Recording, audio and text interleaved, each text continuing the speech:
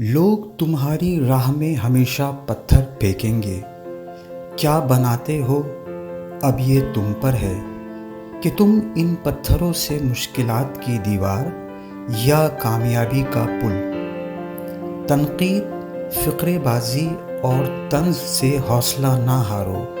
شور کھلاڑی نہیں، تماشائی کیا کرتے ہیں۔ دشمن کو ختم کرنے کا بہترین طریقہ اسے دوست بنانا ہے۔ بعض اوقات ایک بار گلے ملنے کی قیمت 1000 الفاظ سے زیادہ ہوتی ہے۔ آپ نئے مقصد اور نیا خواب دیکھنے کے لیے کبھی بھی بوڑھے نہیں ہوتے۔